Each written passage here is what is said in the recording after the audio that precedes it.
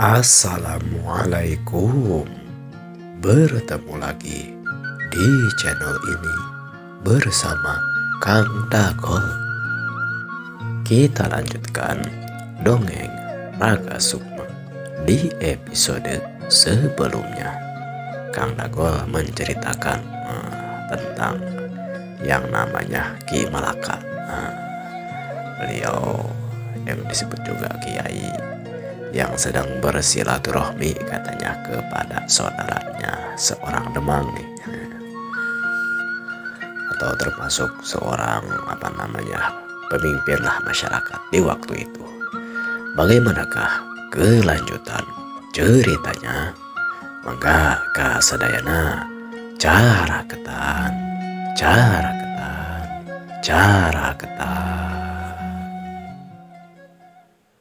Dongeng Raga Sukma season kedua episode ke-28.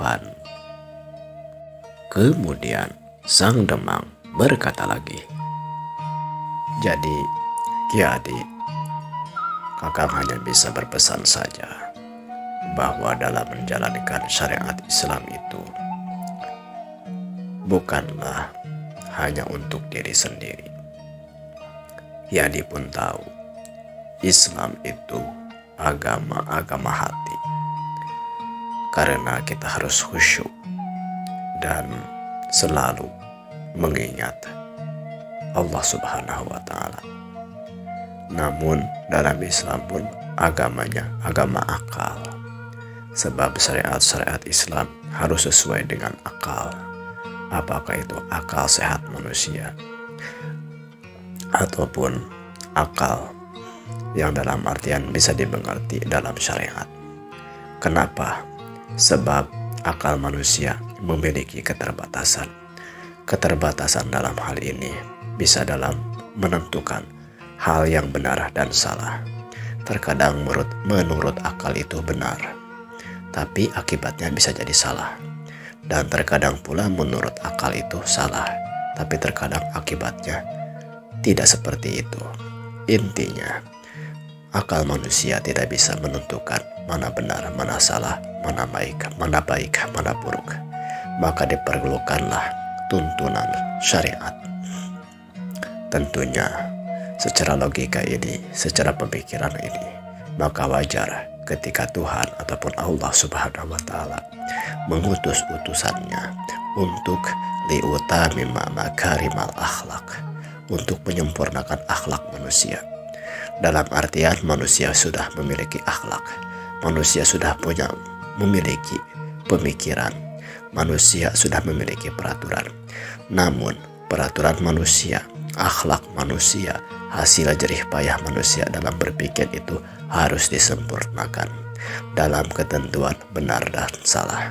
Benar dan salah bukan ukurannya manusia, baik dan benar, salah dan benar, baik atau buruk, namun akan ditentukan oleh Yang Maha Mengetahui, yaitu Allah Subhanahu wa Ta'ala.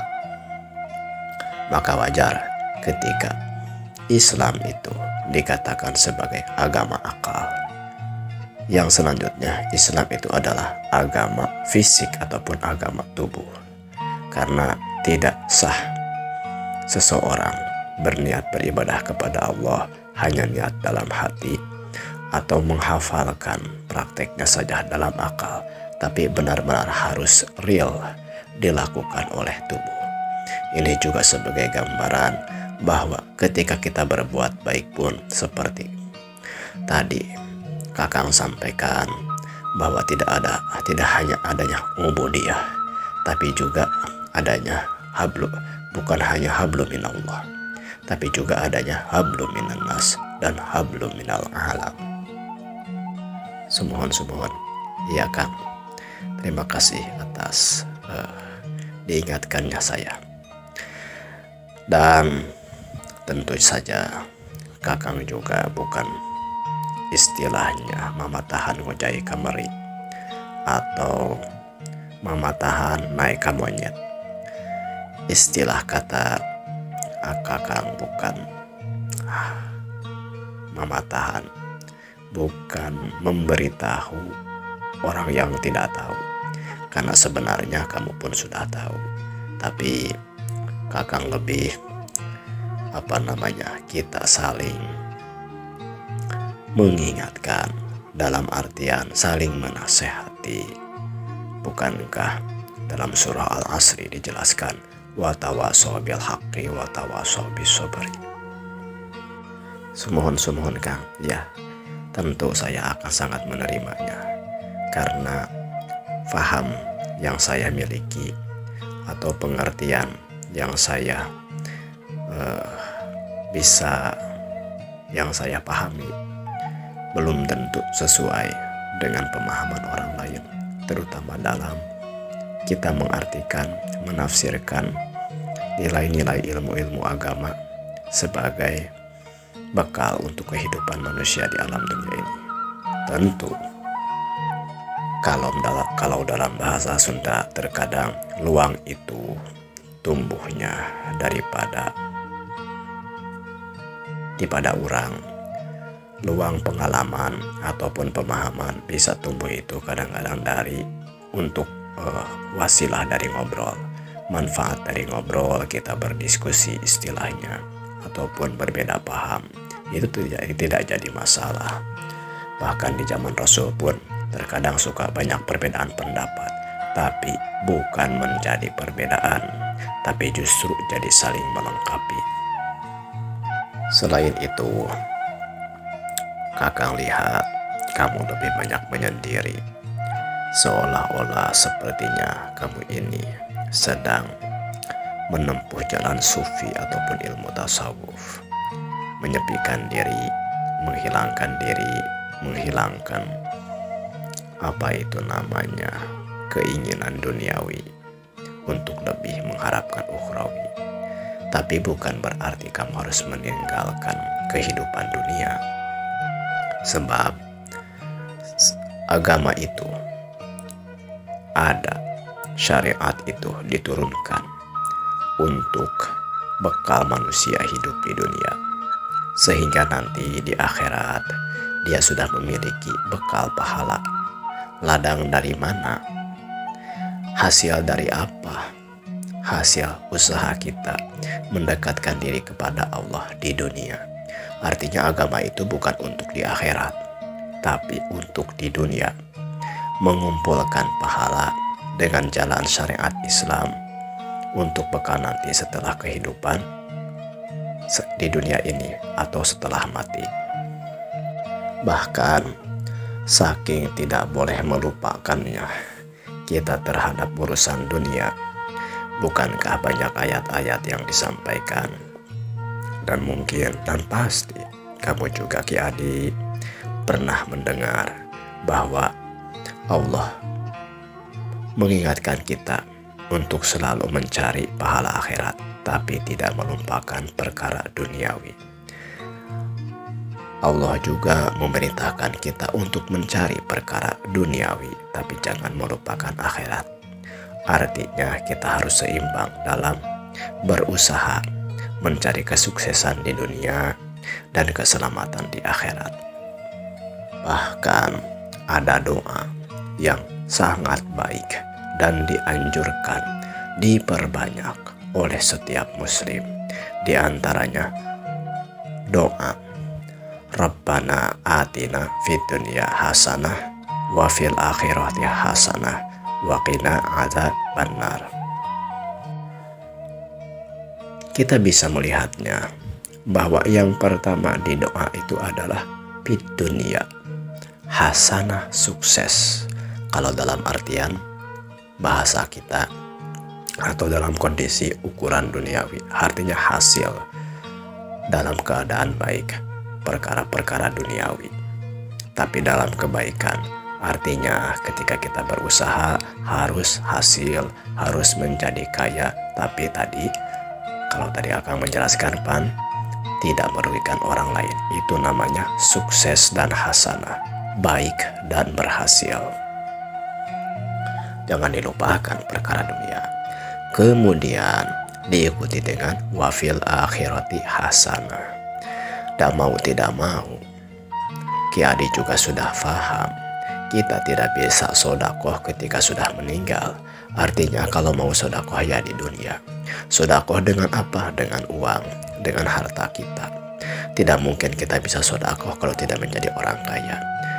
Tidak harus menjadi kaya, tapi ketika kita kaya, kita bisa beribadah juga dengan kekayaan tersebut. Artinya apa? Apapun keadaan kita, diniatkan bisa menjadi yang ibadah. Kita bisa beribadah dengan tenaga, bisa beribadah dengan ilmu, bahkan bisa beribadah dengan harta. Dan Islam pun tidak melarang seseorang muslim atau yang beragama Islam untuk mencari harta. Hanya saja ketika sudah menjadi harta, tidak boleh ingat. Maksudnya tidak boleh lupa. Kita harus selalu ingat bahwa kita akan mati. Maka beribadahlah dengan harta, dengan hal duniawi tersebut. Selanjutnya, waqina adzabannar. Maksudnya, perlu kamu pahami juga bahwa tadi ketika kita mencari fid dunya hasanah, jangan sampai terjerumus ke dalam neraka. Maka harus waqina adzabannar, terhindar dari azab neraka. Maksudnya, ketika mencari hariah duniawi, kita tidak boleh melakukan dosa. Justru kita harus menjadi ladang pahala. Apalagi perkara akhirat. Jangan sampai kita terjerumus ke dalam hariah neraka. Misalnya, kita yang seharusnya beribadah kepada Allah justru malah dimaksudkan untuk mencari hariah duniawi. Misalnya, kamu sholat tapi hanya untuk mencari pangkat. Kamu membaca sholawat tapi hanya untuk mencari usaha. Atau kamu berzikir untuk mencari uang. Atau lain sebagainya. Dimaksudkan seolah-olah kita sedang menjual pahala kita, ibadah kita untuk hariah duniawi. Yang padahal pada sebenarnya ibadah itu semata-mata untuk mencari akhirat. Bahkan usaha duniawi kita pun untuk mencari ladang akhirat. Masa perkara yang harusnya menjadi akhirat kalah ditujukan untuk mencari hariah duniawi? Maka kuncinya adalah tadi waqina adzabannar. Mudah-mudahan kita terhindar dari api neraka. Oh ya Kang, saya paham Kang. Akang perjelas lagi. Intinya, kamu ingin mencari dan mendekati Allah Subhanahu wa Ta'ala dalam keadaan menyepi. Tapi kamu mendolimi diri kamu sendiri dan mendolimi hak kamu terhadap orang lain. Ilmu itu untuk diamalkan oleh diri kita. Tapi pada saat ini masih banyak orang-orang yang lupa dan lalai terhadap Allah. Itu orang yang muslim. Apalagi pada saat sekarang ini masih banyak orang-orang yang tidak dan belum paham tentang syariat Islam. Padahal kamu punya ilmunya, kamu bisa.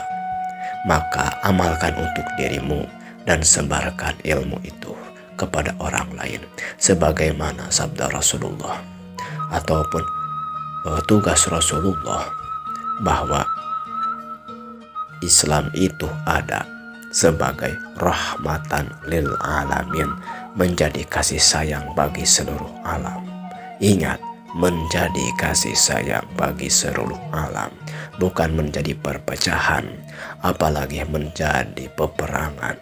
Tapi justru dengan Islam yang perang semuanya harus menjadi damai, yang sedang marah harus menjadi tenang, dan yang konflik harus bersatu, yang berbeda harus menjadi bersama.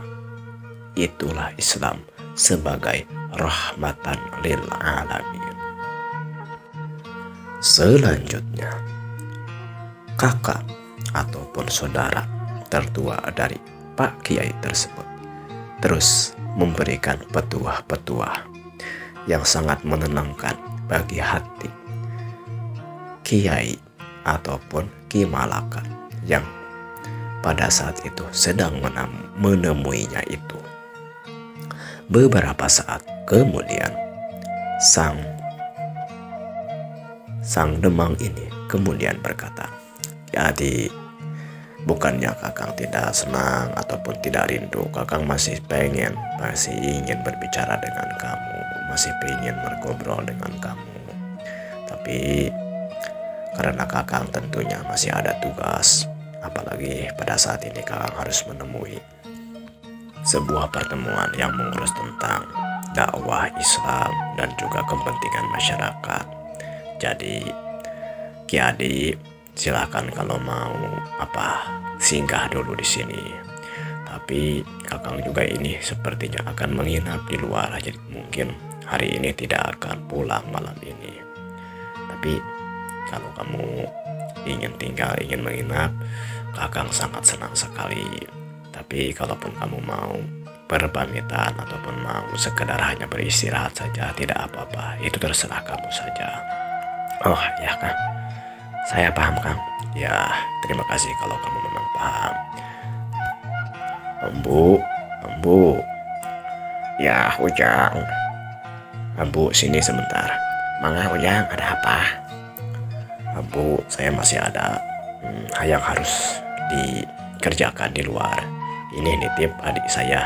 "Oh ya, ini mah sudah tugas-tugas Ambu, ini mah tidak ada apa-apa." "Oh ya, kalau begitu Ambu, saya pergi dulu. Saya sudah pamit dengan adik saya ini. Saya pamit mau berangkat dulu." "Ya, mangga Ujang." Kemudian sang demang ataupun kakaknya kiai tersebut tidak berapa lama kemudian pergi bersama seorang pengawal dengan 2 ekor kuda. Satu yang ditunggangi oleh Ki Demang dan satu lagi ditunggangi oleh pengawal. Kemudian meninggalkan ruangan paseban ataupun balai musyawarah di Kademangan ataupun komplek Kademangan tersebut. Setelah tidak terlihat lagi sang demang keluar, ditutupi oleh pagar yang menjulang tinggi melindungi komplek Kademangan tersebut. Si Ambu tadi kemudian berkata, "Nah gitu Ujang, Ambu suka merasa tenang di sini. Coba Ujang dipikirkan, Ambu ini bukan siapa-siapa di sini teh. Bukan Ambu dan merenan Ujang oge sudah tahu bahwa Ambu ini bukan orang tuanya Ki Demang, tapi Ki Demang menganggap Ambu ini sebagai ibunya. Padahal mah Ambu teh termasuk rencang, termasuk ya boleh dibilang mah tukang popolah, tukang masak, tukang beberes. Tapi subhanallah, masya Allah, Tuhan Demang ini mah selalu sopan kepada Ambu teh. Jadi Ambu teh merasa kadang-kadang mah merasa tidak enak, mengapa begitu sopannya Ki Demang kepada Ambu. Padahal mah Ujangnya ya. Jadi Ambu teh jadi bicara kemana-mana ini teh. Ini Ujang teh sudah makan atau belum? Mau makan sama apa? Nanti disiapin sama Ambu. Kata si Ambu tersebut menawarkan makanan kepada sang kiai. "Oh tidak Ambu, cukup. Sebenarnya tadi juga saya sudah makan di luar. Bukannya saya tidak mau makan di sini gitu, tapi takutnya merepotkan. Nah, tapi ini makanan sudah sangat banyak sekali. Ada papais, ada lepet, ada buras, ada kue ali, ada cucuru, banyak sekali di sini. Makanan, istilah nama makanan yang mengenyangkan ini mah semuanya. Ditambah minumannya juga enak. Ini ada kopi, ini ada susu dari mana Bu? Kapan Ujang Ki Demang teh? Sekarang mah di sini sudah banyak apa itu namanya, sodagar-sodagar dari katanya opa-opa gitu, Eropa mungkin bu, yang warnanya geningan boleh-boleh gitu, beri kabar rodas gitu, beras-beras teh gede kasemu berem geningan ujang, seperti kemerah-merahan putihnya, itu teh bolehnya ujang. Kalau di kita mah ya boleh teh kadang-kadang seperti itu merenannya, munding boleh gitu, tidak seperti itu ambu ya gitu. Tapi kujang kadang mah ambu juga suka bersyukur kepada Allah Subhanahu wa Ta'ala. Ambu tahu tahajud, ambu tahu duha, ambu tahu sholat bukan hanya sholat 5 waktu gini kan, banyak sholat teh, ada sholat sunat duha, ada sholat sunat tahajud.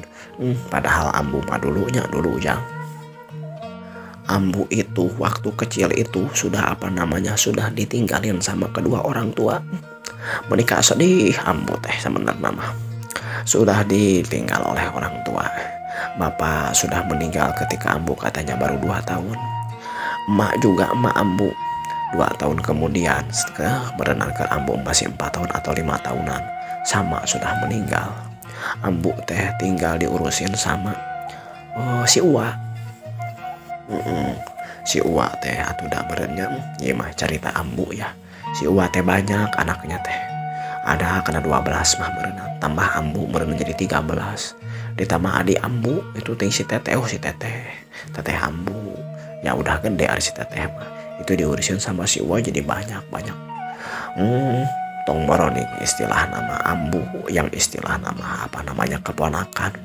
Anaknya sendiri saja sudah agak keurus, paling makan juga sampai parebut, sampai ambu mah tidak kebagian. Kadang-kadang si teteh ambunya teteh ambu iya aya nama mudah-mudahan sudah diterima oleh Allah Subhanahu wa Ta'ala, sudah meninggal sekarang mah. Allahumma gfirlaha warhamha wa'afiha wa'fu anha. Ambu dedeh teh ambu, saya sangat bangga, sangat merasa reus bu, ambu bisa berzikir seperti itu bagi orang yang meninggal. Atau yang ujang ambu teh dikasih tahu sama Ki Demang teh, katanya kalau kita ingat sama orang yang sudah meninggal, bacakanlah surah Fatihah sama ucapkanlah Allahumma gfirlahu kalau laki-laki, Allahumma gfirlahu warhamhu wa'afihi wa'fu anhu. Kemudian kalau kepada yang perempuan, Allahumma gfirlaha warhamha wa'afiha wa'fu anha. Kemudian diikuti dengan katanya baca surah Fatihah. Masya Allah ambu teh ujang sekarang mah sudah banyak pengetahuannya ujang. Ngawasilahna dikasih tahu sama Ki Demang meureunnan. Nah sekarang juga Ki Demang teh bukan ada urusan-urusan kenegaraan ataupun istilah nama pemerintahan saja dia keluar teh sebenarnya mah ujang. Ki Demang teh sekalian mau mengajarkan apa namanya nilai-nilai keislaman kepada para pejabat-pejabat, kepada para demang-demang ataupun para masyarakat. Istilah nama jadi dakwah lah beliau mah. Reus ambu oge ujang. Tapi lamun dipikir-pikir kerkecil mah ujang ambu teh. Dalam keadaan susah seperti itu teh, ambu teh berpikir pergi ke kota, pergi ke dayu. Sampai ngalaman ambu teh jadi ngamen, ikut apa namanya, ikut tatabuhan gitu, ikut menari. Ujang, dalam keadaan seperti itu teh ambu teh kerewak teh ada yang nyulik. Ketika ambu mau pulang ke rumah, ambu teh sampai ada yang merogah hala ujang. Dibawa ambu teh ke kebun ujang, dirangsakan pakaian ambu teh, dibukaan ujang. Dan di sana teh ambu teh sangat bersedih. Tapi dah ambu teh hari tamah sedih gak tahu karena apa, sebab masih kecil ambu teh. Ada orang laki-laki tinggi besar berdua memaksa ke ambu teh. Ambu teh nggak tahu mau apa. Kemudian juga sampai dia seperti itu. Kalau sekarang ingat, ambu teh kadang-kadang sedih, kadang-kadang suka marah, sebal dan marah kepada orang yang melakukan hal tersebut kepada ambu. Tapi dah ambu teh geningan ujangnya kurang agama pada waktu itu. Jadi ya cerita nama jadi sering ambu teh banyak yang memaksa. Pada akhir nama ambu teh jadi keenakan ujang. Aduh, kadang-kadang ambu gue juga suka jadi malu kenapa ambu jadi keenakan seperti itu ya. Kalau pikiran sekarang ujang, bahkan kesini nama kalau ambu tidak ada yang memaksa gitu, ambu teh kadang-kadang mah suka nyulik yang anak laki-laki, suka diminta sama ambu untuk, aduh ya Allah Rabbi, ambu teh kadang-kadang suka malu sekali dengan dosa-dosa ambu. Bukannya dulu ambu mah dipaksa, kemudian jadi keenakan, malahan jadi maksa sekarang mah. Ujang, ku tengtingan ya ambu. Sampai seperti itu bu. Ujang, ari maruk, ari sugan, ari sangkaan kamu bagaimana? Atau ujang sangkaanku ujang bagaimana? Nah itu mah gambaran saja bahwa ambu teh jauh dari agama, jauh dari ilmu, jauh dari yang memberitahu. Tapi alhamdulillah sekarang mah ambu dipertemukan dengan Ki Aden, dengan Aden Demang. Ambu teh waktu itu sedang pergi mau pulang kampung, ke daerah sini, ke daerah Pasirwangi. Di perjalanan ambu teh ada yang merampok. Bahkan pada waktu itu ambu teh walaupun sudah tua dan masih keneh neuner, masih keneh montok ngeureunan. Eta si bedagu si rampok beuy pika keureun jeung pika sebeuleun masih keneh we. Waktu itu mah ambu teh kahep-hep we menikmati. Walaupun dipaksa sebenarnya mah minta tolong deh. Kalau ketika sudah ada orang baru ambu minta tolong. Bukan minta tolong takut dipaksa ambu teh, tapi minta tolong karena sudah dirampok. Dirampok harta mah tuh ambu teh merasa kerugian. Dirampok kehormatan ambu teh kalah kahep-hep. Ternyata orang yang menolong itu adalah Ki Demang. Ki Demang teh dijahit istilah nama abu teh tina kana langsaan dari kehidupan yang memilukan, dari jurang jurang neraka lah istilahnya. Ambu dikasih pekerjaan di sini ya untuk mengurus rumah tangga. Bahkan terkadang di waktu-waktu itu karena ambu masih baru-baru gitu ya, sempat mau menggoda si Amang tukang kuda, si Amang tukang kebon. Tapi kesininya ambu teh jadi sadar bahwa Ki Demang teh ternyata bukan sebagai Demang biasa. Beliau juga adalah seorang ulama dan ternyata suka memberikan nasihat-nasihat, berbagi ilmu-ilmu pengetahuan agama, terutama ilmu-ilmu Islam, ilmu-ilmu tentang keakhiratan. Akhirnya ujang ambu teh sadar sekarang. Kadang-kadang ambu teh suka menangis sampai bersujud, sampai basah sajadah teh kujang, sampai subuh itu, sampai kadang-kadang ambu teh kaberangan, tidak memasak, padahal tugas masak teh ya tugas ambu. Di suatu hari ditanya, kata Pak Ustadz, kata Ki Demang teh katanya, ambu kenapa sampai seperti itu, sampai tidak masak? Nah aku ambu teh disampaikanlah bahwa ambu ini orang yang sangat penuh dosa, orang yang istilah nama banyak sekali melakukan kemaksiatan, terutama perkara-perkara yang mengumbar nafsu birahi lah, bukan hanya dipaksa. Kadang-kadang ambu juga jadi memaksa. Kapan tadi? Tapi apa katanya? Kata yang Demang teh, ambu katanya, yang lalu biarlah berlalu, yang sudah biarlah terjadi. Kita tatap saja masa depan, tobat saja kepada Allah. Insya Allah tobat ambu akan diterima. Tambah tobat tersebut dengan banyak-banyak melakukan kebaikan dan amal soleh. Bagikan kebaikan, sampaikan kebaikan kepada orang lain. Nah, kalau sekarang mah ambu teh sudah sudah regreg, sudah tenang dan sudah mantap bahwa yang penting mah hirup di dunia mah tidak semua orang harus jadi benar. Tidak mungkin semua orang manusia mah tidak mungkin langsung jadi benar istilah nama. Tapi kalau ketika kita melakukan kesalahan, ya tinggal diam apa aja, tinggal diperbaiki, tinggalkan kesalahan tersebut dan lakukan banyak-banyak kebaikan. Itu namanya tobat. Apa itu namanya itu? Aduh, suha gitu apa? Aduh, coba kujang apa itu suha. Itu teh namanya taubatan nasuha, Bu. Itu kujang. Taubatan nasuha. Tobat yang sebenar-benarnya. Pokoknya mah kujang hidup bersama Kidemang teh, ambu teh merasa bangga, merasa senang dan bahagia. Bukan hanya masalah duniawi. Nah, Ambu mah sekarang mah sudah tidak berpikir seperti itu. Yang penting mah Ambu mah sekarang mah bisa makan, istilah nama, bisa pakai baju, bisa menutupi aurat, dan bisa beribadah kepada Allah. Ambu sudah darmakan sisa hidup Ambu ini untuk apa namanya, ngahidmat, mengikuti saja, melayani saja Kidemang. Nah, istilah nama secara duniawi nah meureun Kidemang teh nya pasti bakal masihan buruh kamu. Secara ukhrawi nah nu paling penting mah Kidemang teh selalu memberikan nasihat-nasihat. Kadang-kadang pada tidak langsung nasihatnya juga. Ambo sering dengar dari si tukang kebun, itu si tukang istal, si abang di sini yang suka membantu Kidemang. Dah tuh Masya Allah kujang.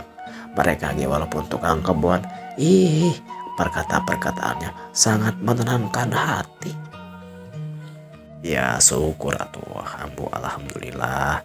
Saya juga jadi ikut senang dan ikut bangga juga kepada apa namanya kakak saya yang sudah berbuat kebaikan.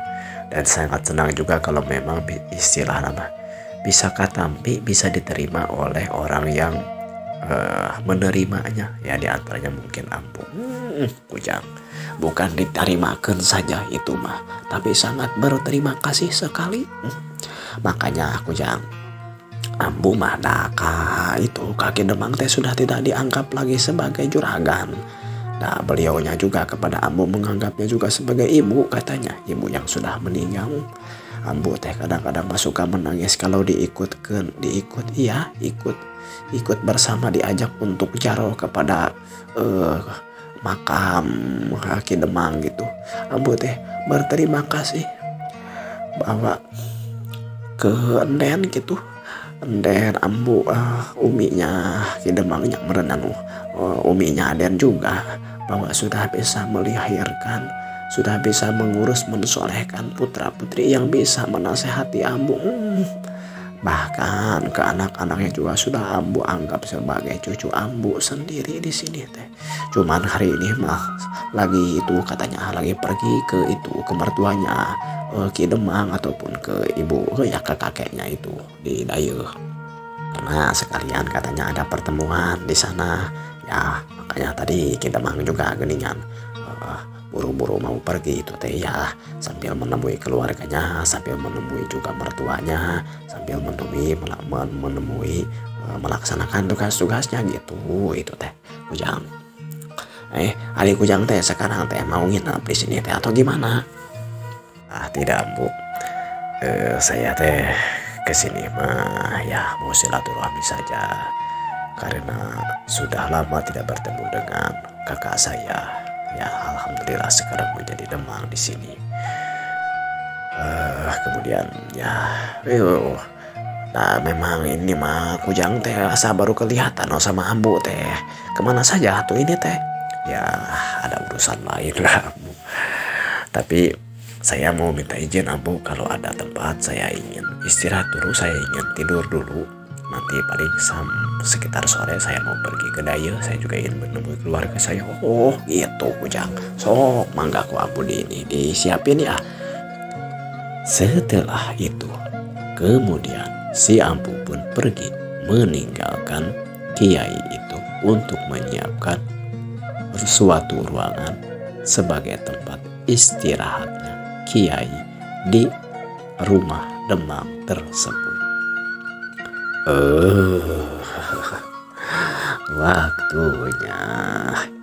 Waktunya sudah cukup untuk episode episode kali ini.